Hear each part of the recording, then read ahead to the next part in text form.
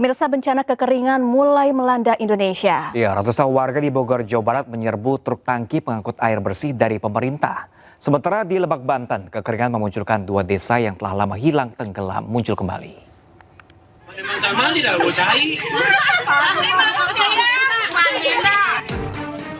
Wajah-wajah ceria warga kampung Cidokom, Kabupaten Bogor, Jawa Barat tidak bisa mereka sembunyikan ketika truk tangki pengangkut air bersih tiba. Sejak beberapa bulan terakhir, sekitar 300 jiwa kesulitan mendapatkan air akibat kemarau panjang. Sebagai respon cepat, pemerintah mengirimkan bantuan air bersih untuk kebutuhan sehari-hari warga. Di Kabupaten Lebak, Banten, kemarau panjang memunculkan kembali 2 desa yang telah lama hilang. Sisa-sisa bangunan, ruas jalan hingga hamparan sawah yang dulu menjadi sumber kehidupan warga kini muncul kembali setelah tertutup genangan air. Banyak kenangannya gitu di sini tuh. Sekarang kan cuman bisa lihatnya doang gitu kan. Saya di sini kan 24 jam di sini, cuman bisa ngeliatin kampung bekas sendiri gitu kan. Biasa ramai jadi sepi gitu. Sebelumnya, kedua desa ditenggelamkan untuk pembangunan bendungan Karyan. Musim kemarau menyebabkan debit air turun hingga memunculkan kembali kedua desa yang telah lama tenggelam. Dari Kabupaten Bogor dan Lebak, Wildan Hidayat, Peby Febrianto, iNews melaporkan.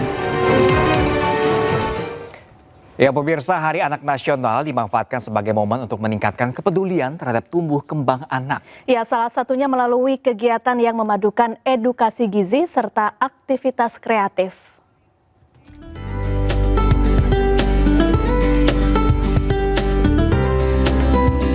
Bertepatan dengan Hari Anak Nasional, Susu Tenggo Kido meluncurkan produk susu full cream dengan fresh milk tanpa tambahan gula.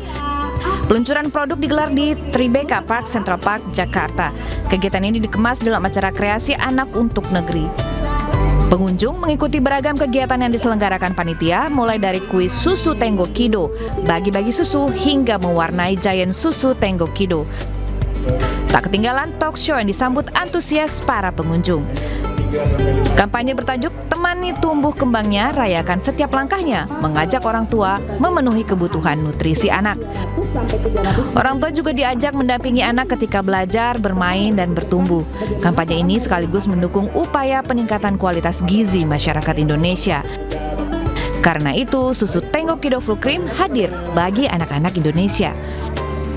Kita menggunakan susu sapi segar, ya, kita juga tanpa tambahan gula, yaitu kita tidak ada tambahan sukrosa, tapi memang di dalam susu itu ada laktosa, yaitu gula alami dalam susu yang memang sehat untuk anak. Nah, di sini kita juga punya berbagai macam sumber vitamin yang memang cocok untuk pertumbuhan tubuh anak, mulai dari sumber protein, sumber kalsium, fosfor, dan berbagai macam vitamin dan mineral yang memang dibutuhkan oleh anak dalam makan gizi seimbang mereka. Yang dimaksud tidak ada tambahan gula itu adalah gula tambahan di luar yang ada dalam bahan pangan itu. Misalnya dalam buah-buahan, ya, dalam sayuran, dalam susu, itu ada gula alami. Nah, dalam susu khususnya namanya itu laktosa.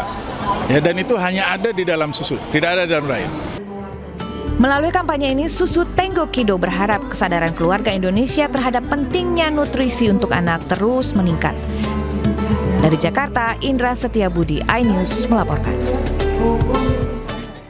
Usai disentil Gubernur DKI Jakarta, pagar besi setinggi hampir 3 meter yang baru dibangun di depan sebuah mal di Jakarta Selatan akhirnya dibongkar. Ya, Gubernur Pramono Anung meminta pengelola mal tidak bersikap berlebihan dalam merespons situasi keamanan Jakarta.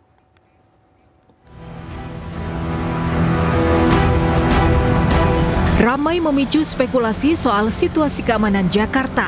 Pagar besi yang sebelumnya membentang di area depan sebuah mal di kawasan Kasablanka, Jakarta Selatan, akhirnya dibongkar. Area depan pusat perbelanjaan kembali terbuka dan akses keluar masuk pengunjung terlihat normal.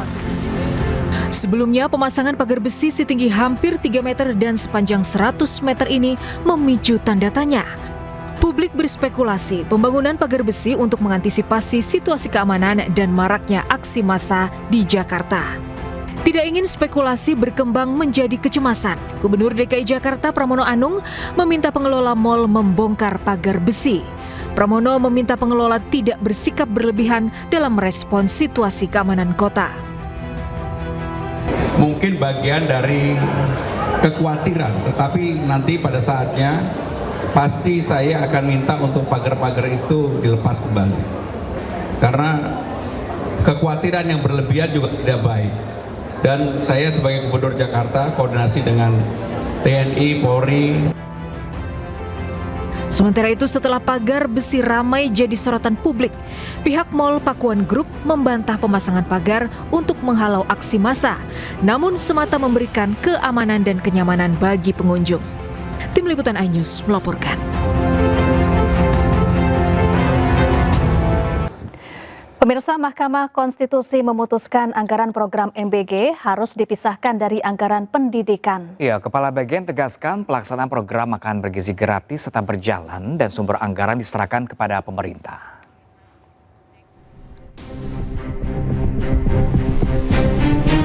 Mahkamah Konstitusi tegaskan makan bergizi gratis bukan bagian dari komponen utama biaya operasional penyelenggaraan pendidikan.